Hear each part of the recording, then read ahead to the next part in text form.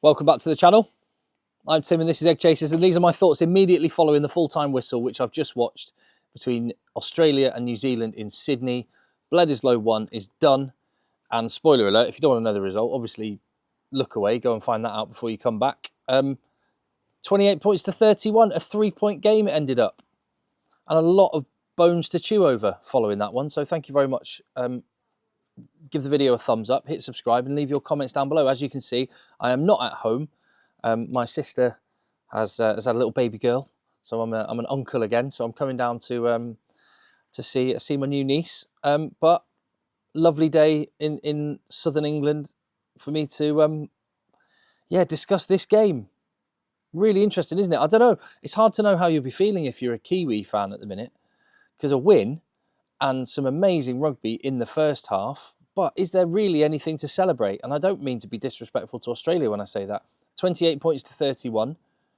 The 3 points that New Zealand took just after half-time turned out being the difference. Bearing in mind they were 31 points to 14 up. They'd got the try bonus point, well, the 4 tries anyway, because it's 3 tries more in Rugby Championship, isn't it? Not the 4 try for a try bonus. They got 4 tries within 25 minutes. They were going at a point a minute, and I don't really know what happened. TJ Perenara ended up saving their bacon a few times with some big moments. The bench for New Zealand doesn't seem to know what its job is. I don't know. They were kind of poor. They haven't scored again in the final 20 minutes of a Rugby Championship match. Discipline is clearly an issue. It was during the Rugby World Cup. I don't think that's been addressed by New Zealand yet. So it's an odd one. They've got the win. They've won away from home.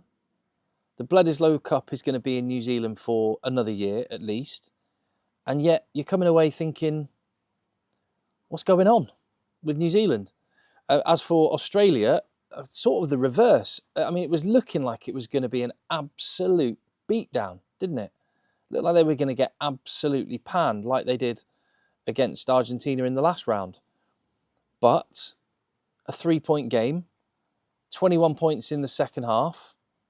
And, I mean, it was a poor opening 20, but a much better second half, which kind of makes you think maybe some of the players that were on the bench for Australia should be starting, guys like Salakaia-Loto, for example. And how much confidence can they take from this one? So it's a bit of an unusual... It's a bit of an unusual game to dissect, because honestly, you watch that game after 20 minutes and you're thinking, is this worth watching? Do I need to see a massacre on my TV screen? And as I've said before, I am willing Australia to be good, because there's British and Irish Lions tour next year. In a couple of years' time, or 2027, it's the Rugby World Cup in Australia, and it's always better when a host nation is good. Well, I'm sure you enjoyed it in 2015 when England got knocked out in the pool stages, if you're not English, didn't you? But there you go. There's my thoughts. Tell me yours in the comments down below. What is going on? How do you make sense of that one? Let me try and run through the big moments in the game as best I can. So Beauden Barrett was out before the game started. Illness meant that Sevu Reece came in to start. Will Jordan shifted to fullback. Plummer is now an All Black. He was on the bench. James Slipper became the most capped Wallaby of all time. That's awesome for him. Just one thought on the anthems, by the way. I do prefer it when you can hear the crowd on an anthem, but maybe it was just the feed I was watching, but the people singing the anthems were so loud you couldn't actually really hear the crowd, which was a shame. Anyway, Will Jordan in the fullback position. He seems to score all his tries when he's out on the wing, but he blazed through for a try from fullback with 1 minute gone. It was simple phase play for New Zealand, pod system from the forwards, ball out the back, deception, speed of ball, and they absolutely carved it up. And that was 1 minute done and looked like it had set the tone. And then Australia, and they had so many compounded errors through this first half, particularly on their own 22. Slick got the ball to halfway, and then they got turned over. 8 minutes, and it was Rieko Ioane that scored a try, and it was all too easy. The speed of the ball, the midfield bust from Caleb Clarke, Ratima to Ioane, and they were just carving it up, and it didn't seem like Australia could stem the flow. They weren't able to slow the ball down at all, and New Zealand was scoring at will. Caleb Clarke on 15 minutes to make it 21-0. His interception started it, and I made a note at this point, Australia need to slow the breakdowns down. New Zealand's core skills are absolutely superb, and they were on display with 3 tries. And then, after an absolutely brilliant opening 20 minutes, started to stutter a little bit for New Zealand. I don't know whether psychologically they thought it was just going to be a bit too easy and that they could just go through at will. At this point, they would have been correct. But Australia got one back, found a gap over the top, over the top line out, flooded through. Fraser McReight was on hand in support. 1 attack, 1 try, and it was 7-21. And then Fraser McReight, who had a big game back in the Aussie team, he got a 50-22, or actually more accurately, a 22-22.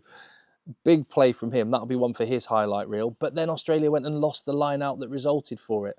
And a few minutes later, New Zealand had scored again. Ardie Savia, which summed up the game. They got a turnover. They got a load of territory with a brilliant play from McReight, messed up the line out, forced a pass that wasn't on, and then New Zealand score. So at that point, what was it, 28-7?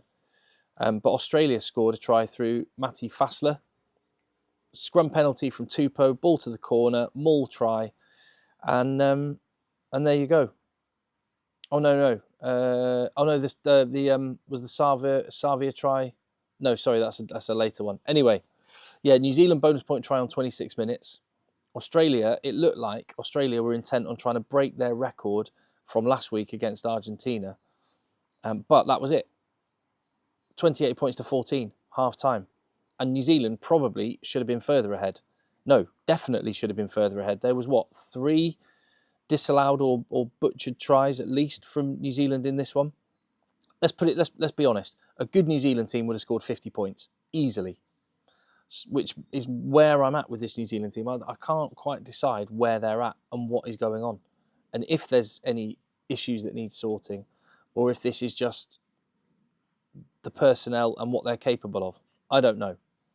Seems like there's a bit of psychological stuff going on. Well, that certainly was the case for Australia, because let's talk about the second half. Early penalty for New Zealand. Their final points of the match were the first points of the second half. They'll think that's just not good enough. But there are 2 sides to that, and you have to credit Australia. They played with a lot more confidence. They didn't try and force quite as much. They played a little bit more structured rugby. Started smashing the breakdown a little bit. Fraser McReight getting more influential at the breakdown. I thought Amosa, Salakaia-Loto, as just a couple of names, came on and just started putting it about a little bit, showed a bit of dog.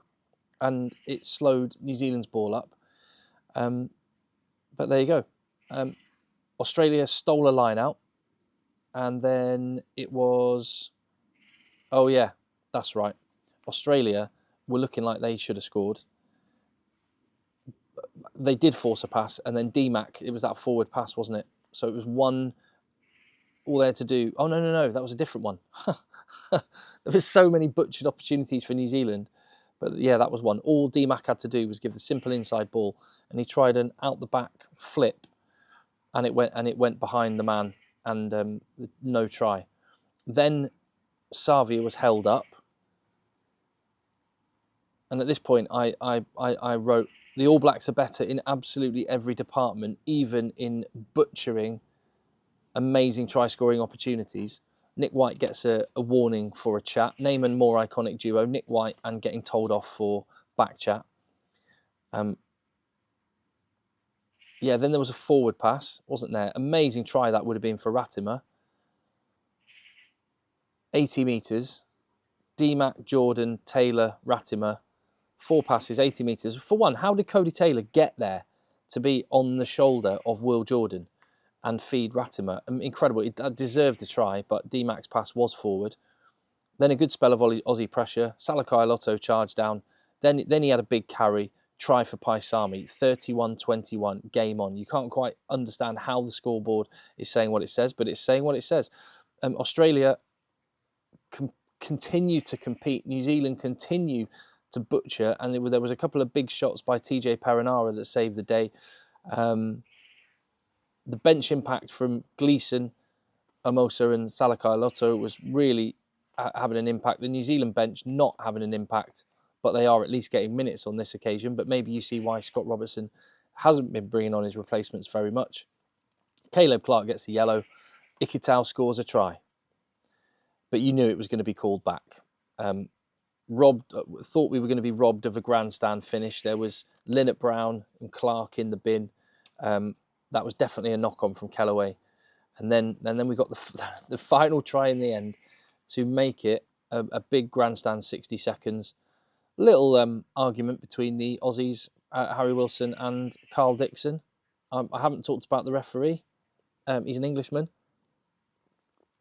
I like English referees generally.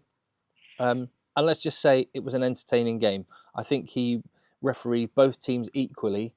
You can argue whether that was equally well or not at the breakdown, but it made for a good spectacle.